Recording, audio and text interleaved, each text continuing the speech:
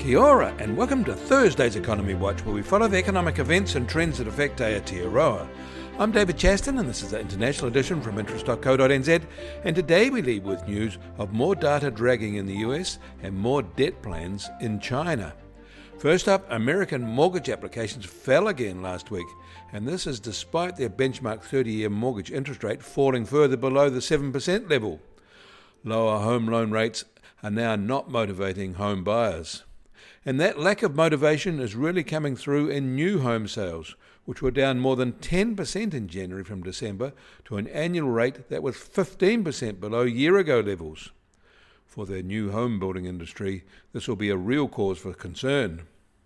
And there was another US Treasury bond auction earlier today, this one for the 7-year note, and it delivered a median yield of 4.15%, lower than the 4.41% at the equivalent auction a month ago. Demand for these issues, though, is not flagging. In China, they're adding capital to their big state-owned banks. It may be as much as $1 trillion to the 6 of them. The funds will be raised by new sovereign debt bond issues, more debt for the state so that the banks can lend more debt to clients. And that is just the start. Bloomberg is reporting that a key policy advisor said China needs to vastly step up its efforts to cleanse the balance sheets of their local governments, giving them the space needed to support consumer spending and strengthen the economy. He said central government should take on at least 20 trillion yuan of new local sovereign debt. For reference, 1 trillion yuan is about 240 billion New Zealand dollars. 20 trillion is 4.8 trillion New Zealand dollars. They're talking real money here. And Singapore's industrial production rose 9.1% in January from the same month a year ago, in a solid turn up, although the gain was pretty much as analysts had expected. And Taiwan revised its fourth quarter 2024 GDP growth rate up to 2.9%, and that was a sharp revision higher from the earlier estimate of 1.8%. That means their economic activity expanded by 4.6% in all of 2024. And Australia's monthly CPI inflation indicator rose 2.5% in January, unchanged from the prior month, but below market expectations of 2.6%.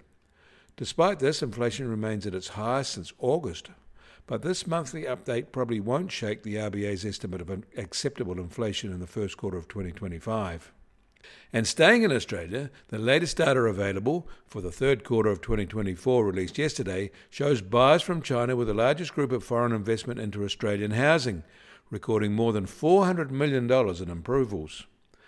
This data was for the period ahead of the Australian ban on temporary residents acquiring established homes, and Chinese buyers accounted for 30% of it.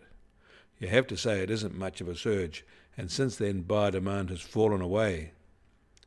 The US Treasury 10-year yield is at 4.27%, down 4 basis points from this time yesterday, and the price of gold will start today at just under $2,910 an ounce, recovering $16 from yesterday. And oil prices are marginally lower at under $69 a barrel in the US, while international Brent price is still under $73 a barrel. And the Kiwi dollar is now at 57.1 US cents and down 10 basis points from yesterday. Against the Aussie, we're unchanged at 90.3 Australian cents. Against the euro, we're down 10 basis points at 54.3 euro cents. That all means our trade-weighted index starts today at just under 66.9 and little change from yesterday. And the Bitcoin price starts today at $86,928 and down a minus 0.4% from yesterday.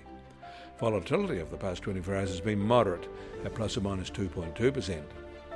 You can find links to the articles mentioned today in our show notes, and you can get more news affecting the economy in New Zealand from interest.co.nz. Kia ora, I'm David Chaston, and we'll do this again tomorrow.